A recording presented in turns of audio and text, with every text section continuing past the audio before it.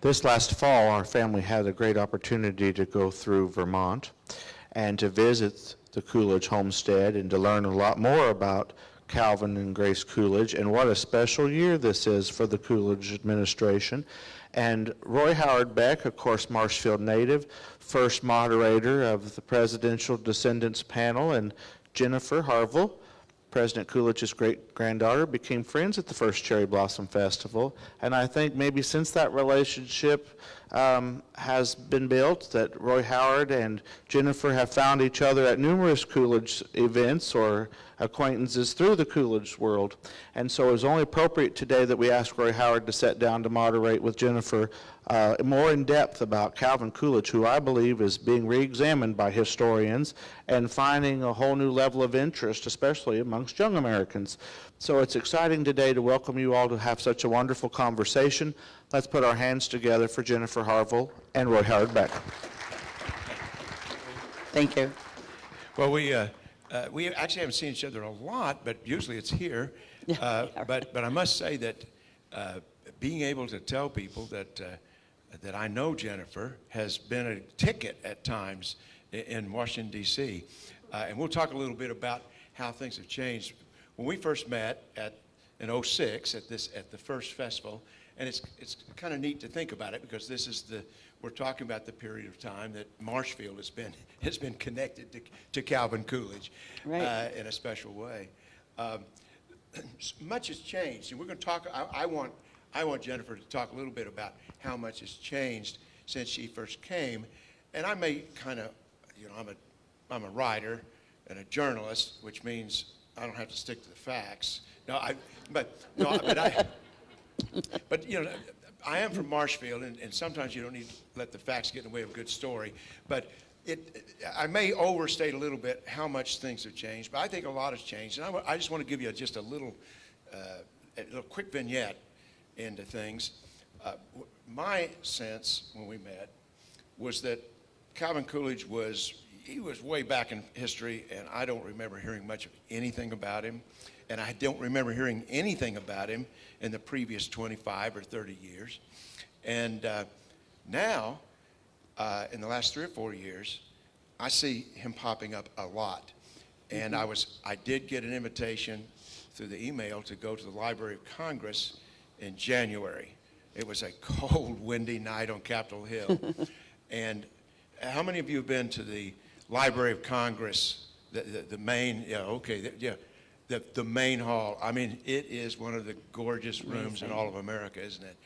And this was the Centennial Conference of the Calvin Coolidge Foundation. What a gala it was there. And it was three days of speakers. Right. It was a couple days. 2 days. So it was the 15th and 16th of February, actually. Oh, it was okay. In Washington, D.C. Felt like January. Yeah. Okay. Yeah. and the speakers were bipartisan. He they was were Republican. bipartisan. It was bipartisan. Kurt Schmoke. Kurt Schmoke is a member of our Board of Trustees. Is a former mayor of Baltimore. Former mayor Democrat. of Baltimore, yep. He's now president of University of Baltimore, or a school in Baltimore. Former Vice President Pence spoke. Yes, former Vice President Pence spoke. Trying to think of who else. It was you had people who in the Foreign Service, et cetera, et cetera. I was there. There were and must have been 100 young adults, between the age of say 19 and 24, 25, were. It's like they're almost like Calvin Coolidge groupies almost. It's just amazing, the excitement. And we're going to. So one of the things. Some groupies. Yeah. One thing we're going to talk about is that's happened since '06. How there are all of these young people, college students, high school students around the country who are discovering Calvin Coolidge. So things happen in cycles. And this year, though, the reason it's happened 100 years ago. Well, not actually 100 years ago, almost 100 years ago. It'll be 100 years ago on the 3rd of August. And the one thing that people will tend to know, used to know about Calvin Coolidge is how he became president. What time Right. of night? It was middle of the night. wasn't it? 2:47 a.m. Oh. on August the 3rd. Well, not to be specific. but- and This happened in Plymouth Notch. They got word of President Harding's passing out in California, and word got to the Notch saying, our nation is without a president. We need to swear in Vice President Coolidge as our new president. And what was it? Was he just was he spending time or just passing through Plymouth Notch? He was spending time, I believe, up at the Notch with his father lived at the Notch. So they were spending time with him. And I was kidding. One of the presidential enthusiasts here in Marshfield yesterday, because I said, yeah, and the highest level official in Plymouth Notch was available to swear him in, and of course the Marshfieldian knew that the high level was not very high level, but it was the highest level. It was his father. His father was a notary public. Notary And public. They asked him if Yeah, notary he- public. Any notary Anybody publics here? notary publics None? here? No? Oh, my goodness. They asked him Oh, if okay. could swear in his son, and he said, I think I can swing it. So I can, yeah, he thought he could manage it. When you go to the over to the Coolidge Foundation house, what do they call that? The Coolidge Foundation house in Georgetown. Oh, in Georgetown. It's called the Coolidge House. Okay, the Coolidge Yep. house. Yep. They have this giant coffee table book on Coolidge, and it seems kind of funny because it was published by the Notary Publics Association of America. Association of Yeah. America. You can imagine he is the patron saint of Notary Publics, that you can swear in the President of the United States. Right. That's a very exciting thing. Well, a lot of things are happening because of Centennial. That helps bring somebody to attention. But you have to be ready for the opportunity. And my sense is that your foundation, which your family is heavily involved in, has done several things since we started here at the Cherry Blossom Festival over the last 17, 18 years, to be ready for this moment, in the limelight. Exactly. So kind of pull us around where you were, where the Coolidge Foundation was around '06, and what's happened since then. So in '06, it was shortly after my mother had passed away. I mean, she passed away in 2001. My grandfather passed away in 2000. And so we were kind of trying to find our way with some new leadership. We still were largely a regional foundation, so our little roots were going out to New Hampshire and Vermont and Massachusetts, but we weren't getting all that far beyond those states. And so then we were thinking, well, and young people don't really learn much about Coolidge. They actually skip over Coolidge in a lot of history classes. They skip over, the 20s. They go from World War I, and then they go to World War II, and they kind of skip, Harding, Wilson, and Harding, and Coolidge, and Hoover. So we're like, well, we got to do something about that. What's going on? Why don't people know more about Coolidge? So we started back in, I think it was 2016. This is our 8th year, and we started a scholarship program for juniors who are in high school. And we got some funding, endowments, and we had these young teenagers who were juniors apply for these Coolidge scholarships, and they're merit-based scholarships. They are not need-based scholarships. So what these scholars have had to do when they apply for this, they have to read the autobiography of Calvin Coolidge. And like, which is not hard to do. It's, about 200 pages. It's a pretty easy read, and it's his autobiography, and it's all in his words. So they had to do that. Then they also had to write a little paragraph about themselves and what they hoped to do, once they got into college or in their future. And then they had to write an essay that was related to the autobiography or, some kind of value related to Coolidge. To take it further, and it doesn't stop there, then they have to have 2 letters of recommendation from their high school, or from someone in the community. They have to submit a CV, a resume.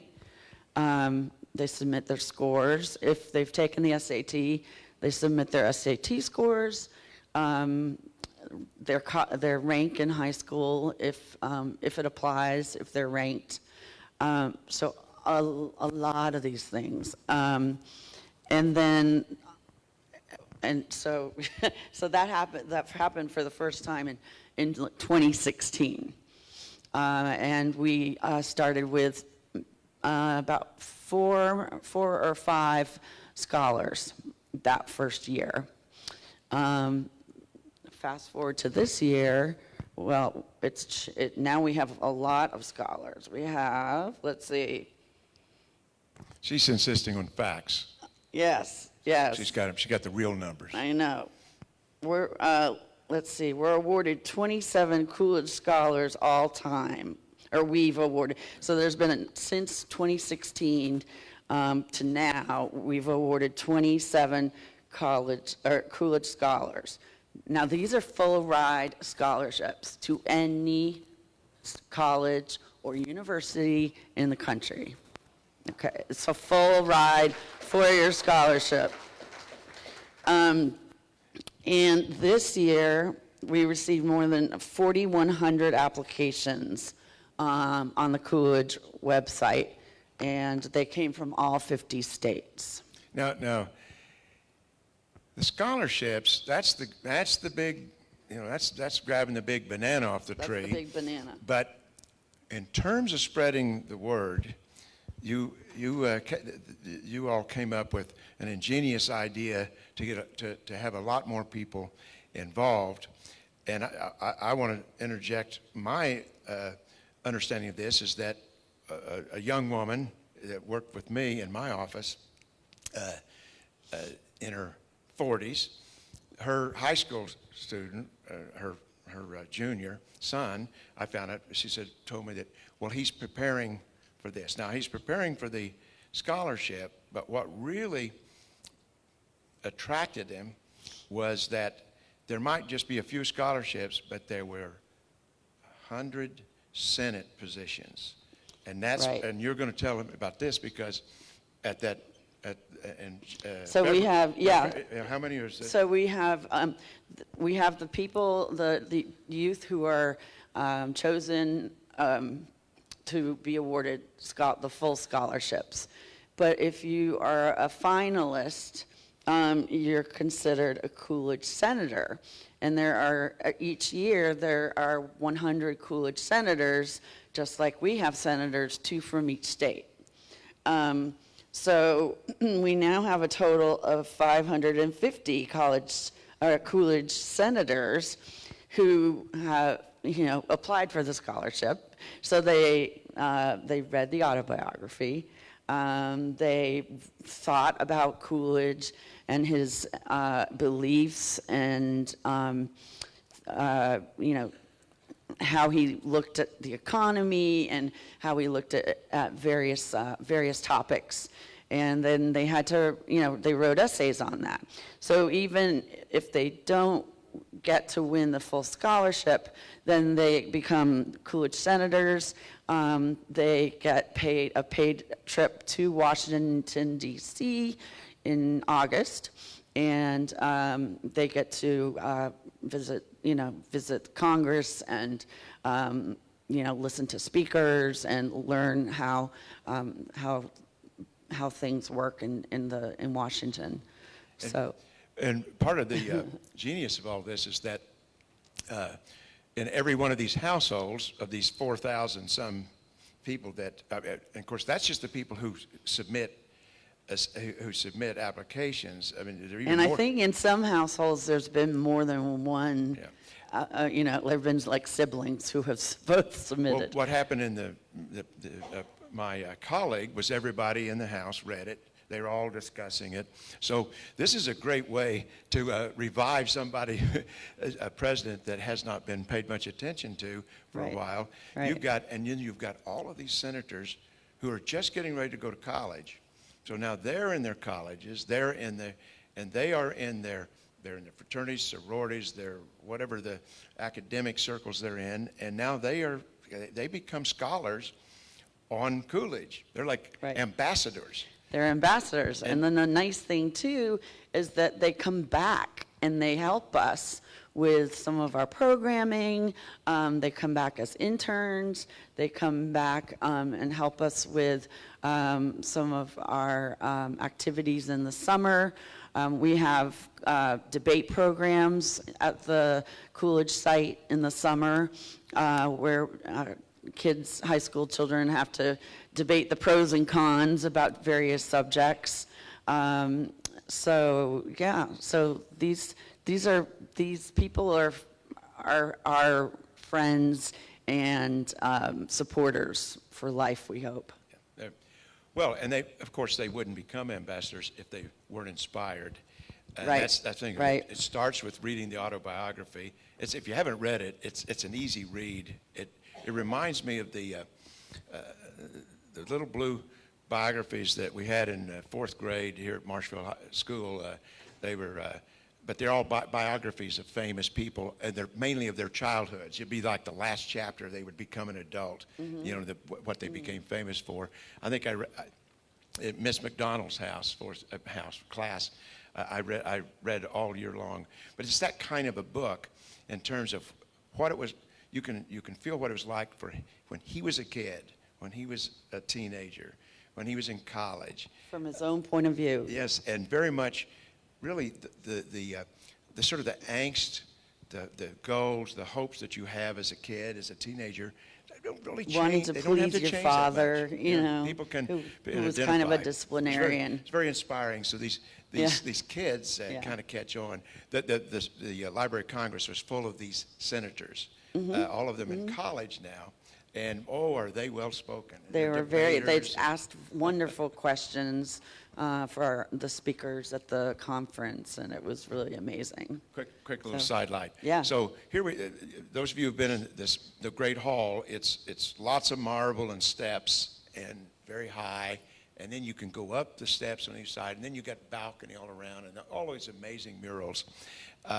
So after the declamations that happened with some of these senators, quoting some of the speeches, upstairs there's food everywhere. It was a great evening.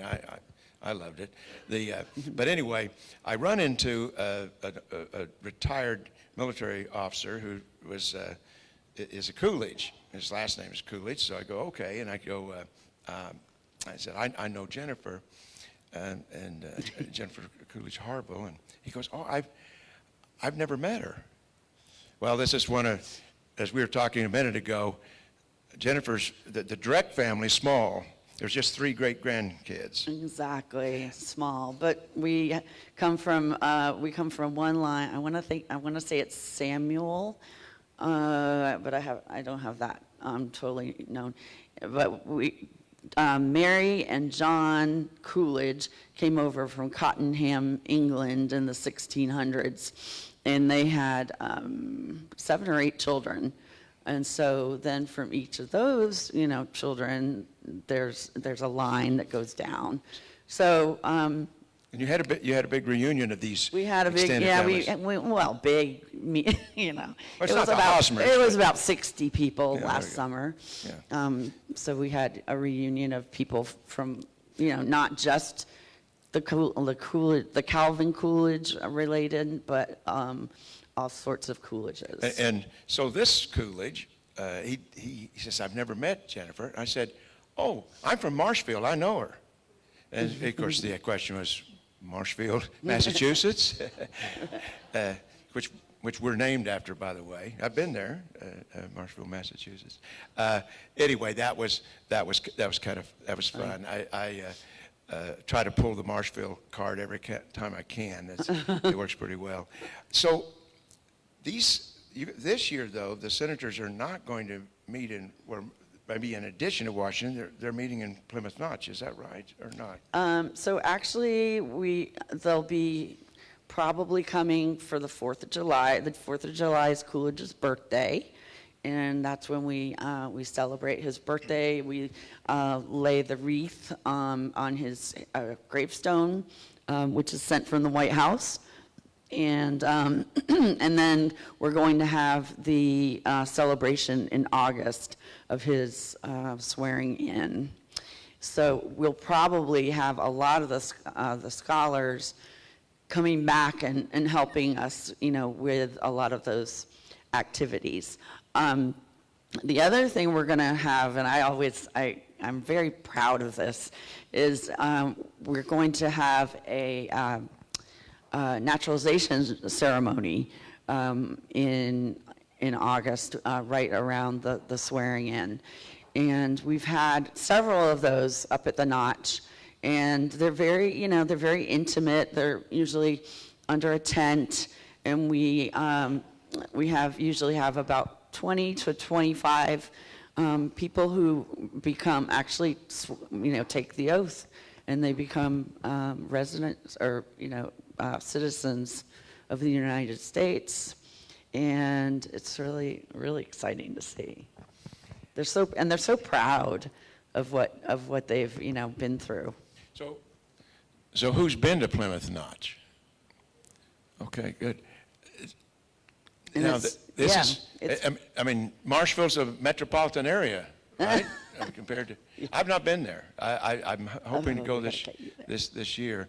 Tell us a little bit, describe Plymouth Notch a little more to us. Well, I mean, it's what part of Vermont is it in? It is, it's in sort of south central Vermont. If any of you are skiers, it's close to Okemo and Killington Mountains, so close to Ludlow and Woodstock, Vermont. So those are still little places. Plymouth has about 550 population, and the site itself is open from May through October, and it's closed during the winter. The site is amazing. It's pristine. It's like it's rolling green hills, and it's like something out of a movie, and people think that the center of town was set in a certain way, but basically there's the church where he went with his family, and then there's his birthplace, and then across the street from the birthplace is his homestead, where he moved with his family when he was 4 years old, and it's all like just right there on the same little plaza. And carefully reconstructed? Well, no, not reconstructed at all. It was, and see, people think that it was reconstructed, but that's how it was. Was it convincing? Did you enjoy it? Loved it. Yeah, and then you go down the street, across the little highway, and then there is the cemetery where his forebears are, and where Calvin and Grace and my grandparents are buried. and then down a little bit further, my mother's buried. So yeah. How many people live in Elkland now? Is it smaller? It's smaller than Plymouth Notch, right? Okay. But anyway, that's small, 500 people. Yeah. I've heard people talk about how it's, it's a great movie set in the sense that you can go there and you don't have to worry about blocking out all the modernity. Oh, no, And, not at all. In fact, my great-grandmother, Grace, and my grandfather, John Coolidge, they bought up all the land surrounding the site, and so that no one could ever take it and build on it and put any construction on there. So it's preserved. One of the additional things that happened, of course, it was kind of I think, same time as the scholarship program, was that the foundation has always been located in Plymouth Notch, Right. but you did buy this very historic small mansion in Georgetown, and that was around 2016. Right, 2018, I think. Okay. Yeah, something like that. And it has history. If you know, George Mason was the big planter of leaders in Virginia at the same time as George Washington. We live just off of George Mason Boulevard in Arlington, Virginia. There's a George Mason University. George Mason's a big name in colonial history, but one of his family built it in the first place. Exactly. And then the more recent was Pell, the Pell family. Senator Claiborne Pell from Rhode Island. And that's who the Pell Grants were named for. Yeah. So the reason it was we decided as a board that we wanted to have more of a presence in Washington, D.C., because we had a presence up in Plymouth, but we didn't have really anything for people to go to learn about Coolidge in Washington. So this is why we purchased and fixed up the Coolidge House. And it's now also, it's a place where the scholars can go. They've really enjoyed going there and learning more about Coolidge. So it's been helpful. I've attended several lectures and gatherings there. It's a place. It's a gathering place. This story is interesting because for 17, 18 years now here at Marshfield, there's been attention to this idea of descendants of presidents. What do descendants do? Do they keep the memory alive? How do they speak up for their ancestor or interpret? And as is said, but will be said again, I'm sure later this afternoon, doesn't mean that you that you yourself agree with every single thing that your ancestor did or whatever. But you, on the other hand, you have a real sense of the history and appreciating context.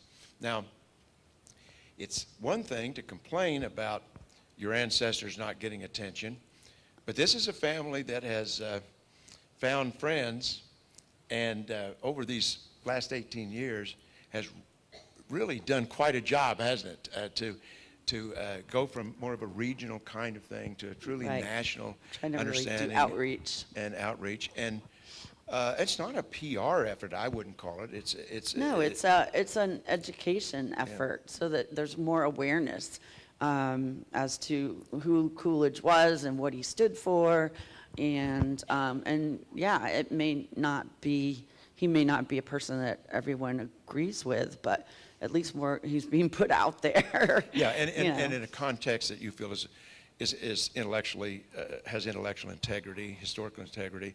Right. Another thing about the way the arcs of history is that various people go in and out of fashion in history, or they may come in a fashion for different reasons, and the reason is because human existence is always changing, and so something's different right now. We will look at a particular historical figure, whether a president or anybody else, in a different way because we're connecting to something it means to us. Now, So Coolidge, it's not, right now, you all are getting Coolidge out there, but there is sort of it's almost like this is a time when a lot of people seem to ready to like certain things about him. What's your sense Right. of, what that might be? Well, my sense is that I'm hoping people will be grasping and understanding that Coolidge he stood for civility, he stood for humility, he stood for so many things, modesty, things that we don't have in our legislature and we don't have in Washington, D.C. today. We have bickering. We have, this and that, and back and forth, and that, and I mean, that's just, and that's not getting us anywhere. It's not getting us anywhere. And then also, I'm not sure how I feel about his fiscal prudence and sense, but we have to note that we were in a really good time in the 20s, and the debt was paid down under Coolidge, and no other president has done that. Taxes went from 70-something% down to 59, and then by the time his presidency ended, we were down to 25, and we're not seeing any of that these days. We're not seeing reduced taxes. We're not chipping away at our debt. There was a surplus actually during the Coolidge years. So that's, and I don't know, we've really gotten away from that. I'm not sure if we can reel that back in, so to speak, so that we're not overspending like we used to. But when you read the autobiography, he's very thrifty. Yes, the thriftiness came through all the way. By the way, he had just an illustrious career in Massachusetts, and as governor and before. One of the things that I think is so different at that time, and these are different times, but he really didn't seem to ever get an office that he sought. That is, it was a time in which people would groom people. Right. And so he was well-groomed. he would prove himself at a low level. Low, and then people would advance him. So he had patrons, but who would. So that was helpful. But you had to kind of prove yourself. Right. And he was ambitious. He was, but ambition was a little different back in those days. And of course he gave up the opportunity to run again. Exactly. Because his first term was, what was his first term? So he finished out So it was 2 Harding's years? term, Year and a half. 23 to 24. Yeah, so a he year and a half. ran again in 24 and was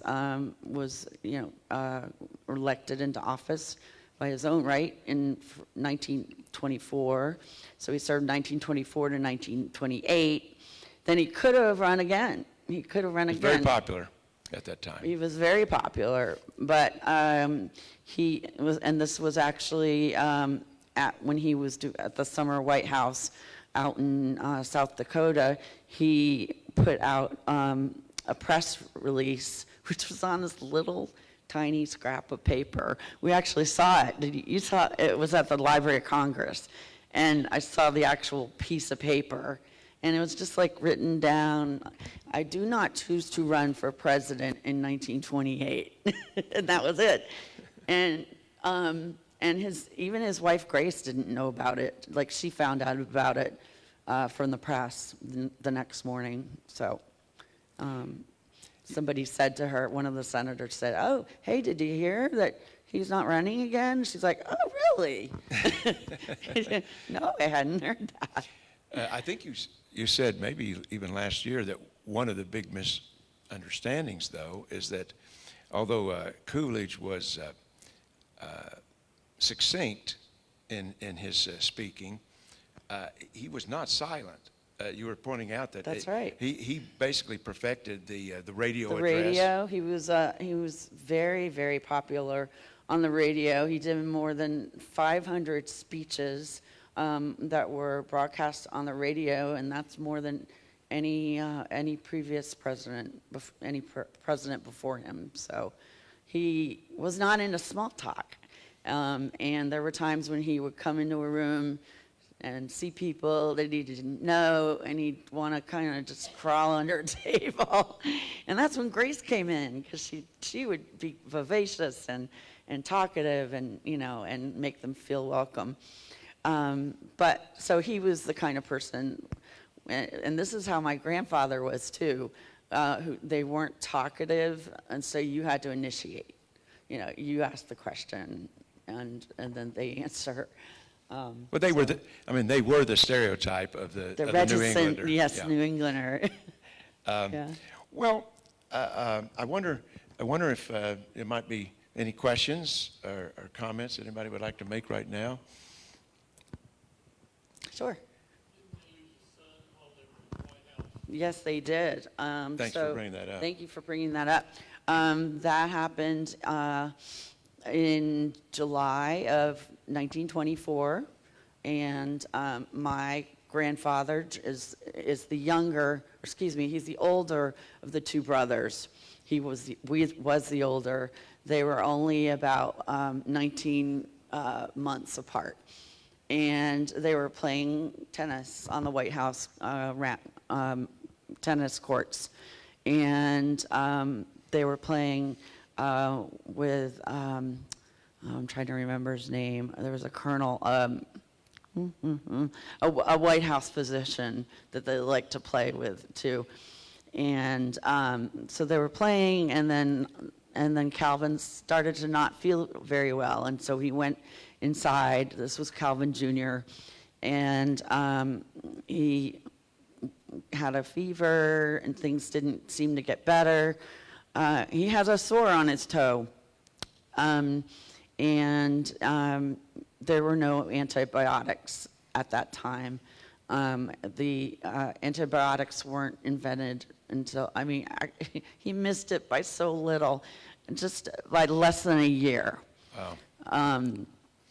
He was taken to Walter Reed Hospital and improved after a few days, but then started going downhill again with his health, and died of sepsis at Walter Reed, and he was 16 years old. And that's one thing that Calvin Coolidge would never understand is, this is the price. Why did I have to pay the price of losing my son to be in the White House? And it was really And much speculation sad that had a lot to do with his decision not to run again. It was one of the yeah, things. it probably did. It's kind It of- probably did. Yeah. Yeah, thanks for bringing Yeah, it up. sure. And I also wanted to mention that as part of this Centennial effort,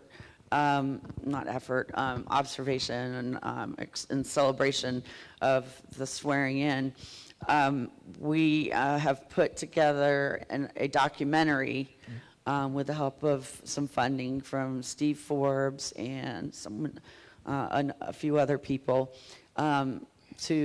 so that the documentary can be sent around the country to schools and to churches and to civic groups. It's a little bit over an hour, and there's a way. You're in it? I'm in it. Yes, I am. And there's a way you can, you just contact the foundation, the Coolidge Foundation, coolidgefoundation.org, and there's a way to be given access to the film so that you can have it shown wherever you'd like. So that's another way we're trying to spread the word and have more people learn about him. And of course, as it is with all presidents, about the time. Right. Because one of the reasons, we're not a monarchy, we don't have royalty, but the presidents represent 4-year increments of time of our Right. history, and that's And the 20s that was good time. Very momentous. A lot of things that happened there. And Cars, people were starting to purchase cars. People were starting to get electricity in their homes.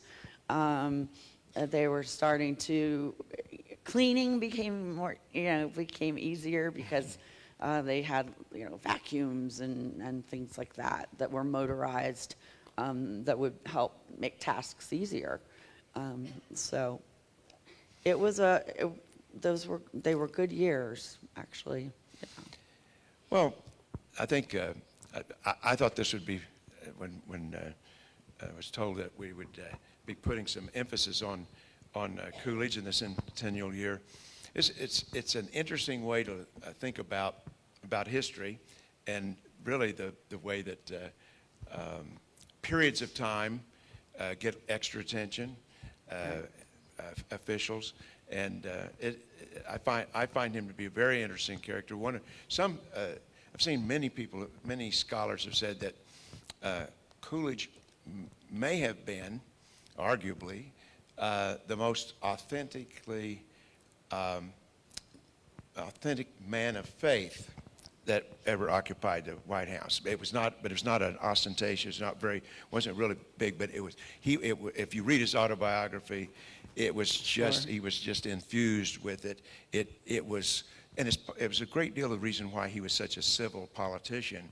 His idea was, as a politician, you acted as, with all of the, the Sermon on the Mount ringing in your ear. This is not to say he was a perfect person at all, but it was just that he was a person who constantly thought in that way. So that's an interesting time to be thinking about that kind of a leader as well. Grace was definitely, they were both people of faith, but they did not, what do you want? New England style. Proselytize. Yeah, they didn't go around, sharing it, trying to get others to come over to their side. Well, we Marshfieldians are very happy that you have been part of this most of the 18, haven't you? Yep. I think I've been here every year except for maybe 2. Okay, excellent. You've been one of the stalwarts. I'm a diehard. And I think wonderful. we all appreciate it, and we're excited that. That's my grandfather on the far left, next to Grace. How old were you when he died? I was, he died in 2000, so I was about 30. Oh, so you knew him well. I knew him well, Oh, yeah. that's great. Oh, he was funny. Dry his sense of humor. He liked to watch Young and the Restless. And if there was, he's like, I'd come into the room, there's something you want to watch? Well, he would have appreciated being here to be part of the Hollywood stuff too, right? Yeah, Okay. he probably would have, yeah. That's great. So, I said, well, I kind of want to watch Days of Our Lives. And he's like, oh, we could change the channel, no problem. Yeah, it was fun. He was a fun guy. Well, thank you for letting us be observers of this process that's happened with your family, with President Coolidge over these 18 years. Thank you. Can I tell one more story? This is about John Coolidge meeting my husband, David, for the first time. David had injured his knee playing intramural soccer, and he broke his tibia in 2 parts and had an external fixator and the whole 9 yards. It took about 6 months for him to really heal. And so it was after that he went with me to visit my grandparents. And he had never met them before. So we were in Plymouth, and then we went out to dinner to a restaurant, and it had like a 6-course meal. Now, my grandparents are pretty used to fine dining, so we would usually go to nice restaurants when we would go out with them. So we, we're at this restaurant, first course, second course, third course. And poor David has to, he gets up between the courses and walks around and looks at some of the paintings and pictures on the wall, and then sits back down. And my grandfather is he's taking his drink, with Tom Collins maybe, and he's just very quiet. And we're all chatting away. And then at the end of the course, at the end of the night, John Coolidge speaks up and he says, "Well, we better get out of here before the sun comes up." And that's when we knew our dinner was fun. Was over. He had a very, dour sense of humor.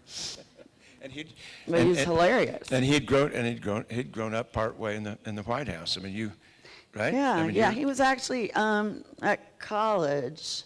He went to Amherst College. So. Oh, I see. And then that's a whole different. He met Florence. Let's see, Governor Trumbull. So Florence Trumbull was my grandmother, and he called her Miss Connecticut. Mr. Coolidge called her Miss Connecticut because her grandfather was the governor of Connecticut. Or her father, I'm sorry, her father.